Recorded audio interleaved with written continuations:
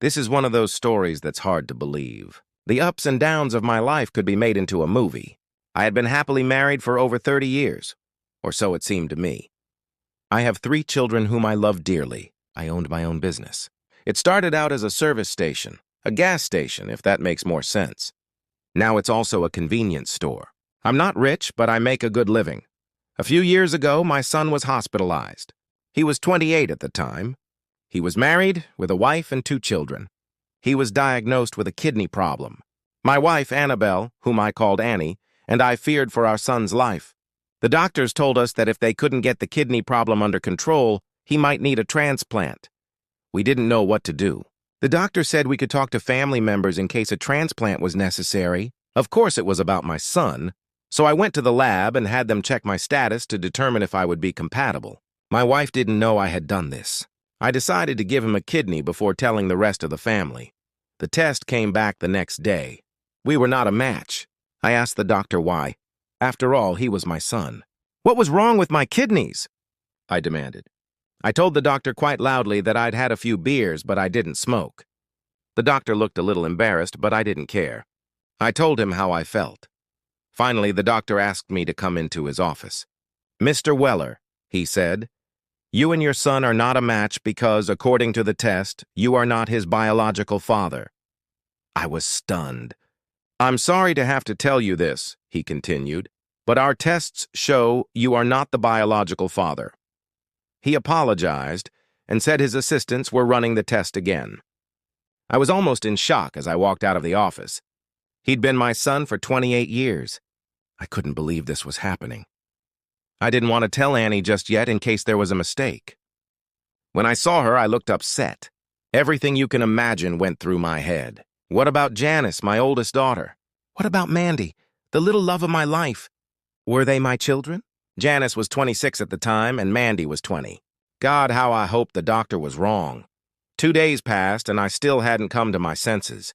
Part of that had to do with the possible death of my son, and part of it had to do with whether he was my son at all. Brad, his wife Gail, Annie, and I were sitting in the waiting room when the doctor came out and said, "I have good news." I thought he was going to tell me the test was wrong and that my kidneys were perfect. Instead, he said Brad's kidneys were responding to treatment. Brad wouldn't end up needing a transplant. In fact, his body was adapting so well that he could be discharged in a couple of days. He'd have to watch his diet, but he should make a full recovery. Everyone was so happy for Brad. The women were crying. Annie kissed me. There was so much relief on her face. I still hadn't told her about the test. I decided I'd go back and talk to the doctor the next day. I asked Janice, Mandy, and Annie to take a DNA sample. They asked why. I told them that if any of us had a problem like Brad's, the doctor would be able to prescribe treatment much faster if he had that information. Annie was a little nervous, but she agreed. The rest of us didn't hesitate. It was just a swab taken from the mouth. Janice had one done on her husband and her children, too, so they would be ready if there were any problems. The next day, I went to the hospital doctor and gave him all the samples. He came back with bad news. Brad and I were not blood relatives. I asked him to analyze all the samples I'd given and put them on record, so other family members could get the information if needed. "I will pay for all the tests," I told him. "Mr. Weller, are any of them your family?" The doctor asked. "They are all my family," I said. 2 daughters, sons-in-law, grandchildren, my daughter's children, and of course my wife. I want to know if those labeled Janice and Mandy are my biological children. Even though they are adults, they are my children and have been all their lives. Brad was released from the hospital a few days later. He had another week to recover and then return to work. Everyone was relieved he wouldn't have to go through dialysis or, worse, a transplant. I tried to stay calm, but it wasn't easy. I really needed to know if those girls were my blood. Annie asked me almost every night why I was acting strange. I simply told her we had been through a lot in life, and I was thinking about our children. It wasn't a lie. One evening, I came home from work and found Annie at the table looking through some papers and crying. I realized it was the results from the hospital. "They must have come in the mail. When did you do it, and why?" she asked. "I went to get my kidneys checked to give one to my son, since I was his father," I said. "When the doctor told me I was not his biological father, I sent the test to the girls. I don't know if they are mine or not." When I was picking up the papers, Annie said, Janice isn't yours, but Mandy is. At that point, she was crying hard. What happens now, Dan? She asked. I stood there unable to find words. I didn't know what was going to happen next. After 30 years of marriage, I had just learned that 2 children I had supported their entire lives were not mine. I looked at Annie. We'll talk and talk some more, she said. Maybe we'll stay together. Maybe we'll split up. That was over 28 years ago, I said. Can't we leave the past in the past? No, we can't, she snapped. You had sex with someone, and I want to know whose children I've been supporting their entire lives. According to those tests, Janice and Brad were brother and sister. That means you've had sex with someone for at least 5 years, she continued. So it wasn't a one-time fling or mistake. Who the hell were you having an affair with? It must have happened in the first year of our marriage, she whispered. It was Harvey, she admitted. I had an affair with him. It was stupid and wrong, but it's over. It seems to have been over ever since Harvey K.D. died about 25 years ago. He was one of our best friends. You slept with him? Did his wife Mary know about it? Did she participate? Please, Dan, let's not discuss this. I love you. This is ancient history. Can't we just move on? Are you out of your mind? I said.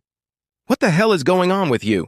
We got married, and within a year you started sleeping with Harvey. You had his child, who I raised as my own, and 2 years later, while you were still sleeping with him, we had a daughter who I'm raising as my own as well. If he hadn't died shortly after Janice was born, you'd probably still be with him. Thank God at least one of my children belongs to me, I said. Are you ready to explain all this? Annie was crying, but I wasn't buying it. I wanted the truth. I deserve to know, I said. I know you and Harvey have always been friends. I always loved him, but he chose Mary over me. You asked me to marry you, and I did it half out of spite. I wanted Harvey to know that I went on living in spite of him. So you married me to mess with Harvey, and you still had sex with him behind my back. I didn't plan it, she said. It just happened. I don't have any excuses. We had a sexual relationship, and I knew I still loved him. He would come to me and always told me that one day we would be together. We just didn't have to rush it.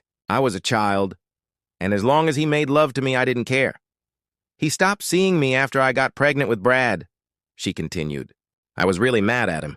He came over, saw Brad, and asked if the baby was his. I told him I didn't know, but I wasn't going to tell you anything until he married me. He laughed at me and said, "You could raise his baby. Do you really believe I'm that stupid?" It just happened. If you're going to convince me it just happened, I said, then you're stupider than I can imagine. If you stopped seeing him, what about Janice? Did that happen to her too? I told him he wasn't allowed in our house unless Mary was here, she said. I had feelings for him, but I found out he was just using me for extra sex. One day he came over and forced me to have sex with him. He said if I refused, he would tell you about Brad. He hurt me. He didn't make love to me. He hurt me. When he left, he laughed and said he hoped he had put another baby in me. I couldn't tell you about it. I didn't want to lose you. Shortly after Janice was born, Harvey was taken away in a car accident. I was saddened but relieved, she said. I could finally put all the cheating behind me and we could start living a normal life. I loved you more and more. Our life was good, wasn't it? I've spent my whole life trying to make it up to you, she said. I know we had our differences, but overall we had a good marriage, didn't we? Yes, I replied. Our marriage was good, but now looking back, I see it was all based on lies. You cheated on me. You married me while loving another man. You had a child with another man, and then you said you were raped and got pregnant again without telling me, and now you're telling me to just forget about it. I don't think I can, and I don't want to. I'm going to see our lawyer and start divorce proceedings. Dan, you can't, she begged. What about our kids? What are you going to tell them? I'll leave that up to you, I said. Just so you know, I don't think you were raped. You would have continued to have sex with him if he hadn't been removed. You have a week to tell me your story for the kids. After that, I'll tell them the truth. I took it for granted that Brad and Janice didn't know I wasn't their biological father. Of course you don't, she said. No one knows but me and now you. Please, Dan, they love you. Don't hurt them by telling them that a man they've... You can have some of your own, I told Molly. Molly raised her hand again. Can I go play with them? Yes, honey, Carmen said. You go ahead. I'll come down and be with you in a little while. Molly stood up and headed downstairs. Not 10 seconds later, the boys followed. One of them shouted from below, "Uncle Dan, can we turn on the TV?" I shouted back, "Yeah, go ahead." Just not too loud. Carmen came over and hugged me. There were tears in her eyes. "I don't know what I would have done if it hadn't been for you," she whispered. She pulled away and wiped her cheeks. We didn't kiss or hug again. It felt too soon or maybe too permanent. I squeezed her hands instead and said softly, "I'll always be here for you." Then I smiled. "Let's go see what the kids are doing." We headed down to the basement and joined the kids. Watching them play together, racing cars, building forts, laughing, felt like watching a small, imperfect miracle. I remembered Annie and I doing the same thing decades earlier. It felt right. It felt like home. As it grew late, Carmen told the children to take a bath and get ready for bed. "There are 3 bathrooms in this big house," she said. "Boys, use the one upstairs. Molly, can you use the main bathroom on the first floor?" "Carmen, this is your home now," I said. "Of course Molly can use the big tub. I'll use the basement shower if I need to. Please make yourself at home," she replied. While Carmen got the kids ready for bed, I went to my office to catch up on some paperwork. A little while later, I looked up and saw Molly peeking through the doorway. She was dressed in her little nightgown, hair damp, cheeks rosy. "Hi, Molly. Do you need anything?" I asked. She bounced into the room and climbed into my lap. She wrapped her small arms around my neck and kissed my cheek. "Good night, Uncle Dan," she said. "Good night, sweetheart. Where's Mommy?" "She's upstairs arguing with Mikey and Marky." "Well, let's go help," I said. Molly sprinted off and I followed. We caught them mid-argument. "Mom, Mike always gets his way because he's older," Mark complained. "Mom, I just asked for the top bunk and he said he's older so he gets to pick," Mike answered. Carmen looked at them both and smiled, then turned to Mike. "You're 2 years older than your brother." "That should make you 2 years smarter," she teased. "Is it worth arguing about where you sleep?" Mike looked thoughtful. "No, I can share." "Okay," Mark said. "How about we alternate? This month you have the top bunk, and next month I do." "Deal," Mike replied. He climbed into the top bunk with a satisfied grin. "Feels good, right?" "Yeah," he said. Carmen kissed her sons and tucked them in, then put Molly to bed. "I have to get back to my papers," she told me. "And I need to shower and get ready for bed." I went back to my office and heard the shower running. I couldn't stop thinking about her in there. When she came out in a nightgown and robe, hair still wet, she looked simple and beautiful. "Good night, Dan," she said. "Thank you again for everything." "Is there anything you don't look good in?" I asked, half joking. She smiled and headed for the bed. I could smell the soap she used and took a deep breath. Then, back to the books. Morning came quick. Carmen had to stop by the daycare and school to file a change of address. I called Joe and told him what was happening. Joe, who'd been married for over 40 years, sounded concerned. "You sure about this, Dan?" "I don't want her getting hurt." "I'll never hurt Carmen or the kids," I told him. "I want to help them. I care about them." That evening, we went to Carmen's old apartment and collected what was left. She turned in the keys and said the month's rent was paid. The office didn't require a notice after a break-in. The boys and I loaded the truck. Carmen and Molly followed in the clunker. Mike and Mark rode proud as could be in the truck, as if they were conquering kings. When we got home, the phone rang. Carmen answered. It was Mandy. "Hi, Mom," Mandy said. Then, "Hi, Carmen." There was a pause. Carmen explained how the apartment had been vandalized, how our house had become a lifeline.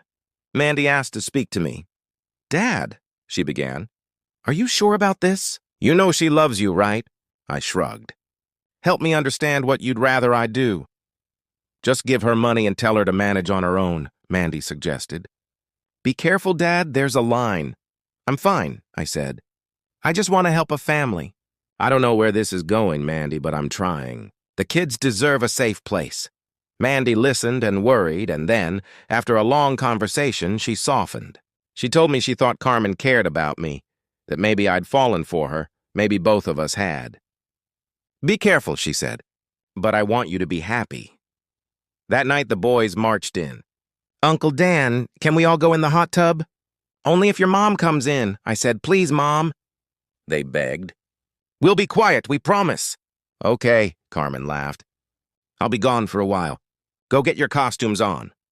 Then she looked at me with mock accusation. You set me up, didn't you? I just smiled. You look good in anything. I bet you look good naked, she slapped me, laughing. Pervert, she said, but her voice was warm as she climbed into the tub. The kids squealed and splashed, and for a while I watched, a quiet man whose life had some new, fragile happiness. Later, Molly came to my office again. She climbed into my lap, kissed me on the cheek, and whispered, "Good night, Uncle Dan. See you in the morning." No person with a heart could refuse that. I ran the gas station and small convenience store. I had a tow truck I used sometimes. One afternoon, Carmen called to say her car wouldn't start again. I was getting annoyed with that old clunker. I took the tow truck and went to the diner. Two guys were there trying to jump her battery. They were obnoxious, hitting on her. When I pulled up, I told them, "Thanks for trying, boys, but my fiance's car's all good." My declaration, part bluff, part protective instinct, made them nervous, and they left. Carmen climbed up into the high cab of the truck. She took her time. I noticed, of course. "Thanks for coming," she said. "You know I mean it," I told her. "I'll always be there." "Are you mad that someone else offered to help me?" she asked. "A little," I said. "I don't like when people hit on you." "I didn't do anything wrong," she said. "Besides, you told them I was your fiancé." "Why did you say that?" I didn't answer. Instead, I pulled into a junkyard. "What are we doing here, Dan?" "I'll give you a couple hundred for that pile of junk," I said. "Get your personal stuff out. Put it in this garbage bag. We'll go through it later." She looked at me, stunned. "What am I supposed to drive?" "You'll drive my car," I said. "It's only got 8,000 miles on it. I bought it with the insurance money from Annie's accident. It's hardly been used." She put Molly's car seat in the new car and drove off feeling like she'd been given a new life. She tried to insist on paying me back. "Carmen, just drive it," I said. "I'll keep it in my name. It'll save you a few bucks." We argued once about what would happen if we didn't stay together. "I never meant to give the impression I was leaving," she said, voice small and honest. "I promise you'll never be without a car. If you want, I'll put it in writing." She kissed me. Molly looked up at her brothers and announced, matter-of-factly, "Mom just kissed Uncle Dan." "Kids," Carmen said, laughing. "It was a thank you for letting us use the car." "No, it's your mother's car now." Chapter 4. Hits the fan one Friday. I was at the store. Carmen was at work. My kids, Brad, Janice, and Mandy came in together. "Daddy, we need to talk," Brad said. It wasn't a question. I nodded. "Okay, come by the house. Let's talk." When I walked in, all three of them sat on the couch. The look on their faces told me exactly what this was about. "Dad, this is about Carmen and her kids," Brad said. "What the hell, Dad?" "One day you're helping her, the next day she's living here with her kids. Your car's gone. You gave her the car, didn't you?" "As your father, I'll explain," I said. "But I'm disappointed in all of you." "You're being used, Dad," Brad said bluntly. "You're lonely and she's taking advantage." "Mandy," Janice interrupted. "That's not fair." "Carmen would never use Dad." "I don't know," Brad muttered. "She's closer to Dad's age than mine." "3 kids? Are we supposed to raise 3 more kids for the next 20 years? "Hey," I said. "They're good kids. They're happy. I asked them to live here because they needed a safe place. I could be a good father to them." "You're looking through rose-colored glasses, Dad," Janice said. "They're not your blood. Are you really prepared to raise them forever?" I had something to show them. I went to my office and returned with copies of the DNA tests. I handed each of them a sheet. "What is this, Dad?" Janice asked. "These are DNA results," I said. "Look, Brad and Janice, you two are biological siblings, but none of you are biologically mine. Mandy, the test shows you are biologically mine. Janice, you and Brad share the same biological parents, but I am not their father." Mandy started to cry. "You're not my biological father?" she whispered. "No, Mandy," I said, handing her another sheet. "Here is my DNA. I'm not Brad's or Janice's biological father." Silence hung heavy. Then Janice sobbed, "You're my father." "It doesn't matter. I don't care what some test says." "You raised me." Brad's voice broke, furious and ashamed. "Why didn't you tell us?" "I thought we'd protect you," I said. Your mother and I had hit rough patches. She told me about Harvey years ago. We made a family and I loved you like my own. I always have. That never changed. They processed it slowly. Janice clung to me and said, I don't believe the test. You're my dad. I told them the whole story. How Annie had loved Harvey, how we married,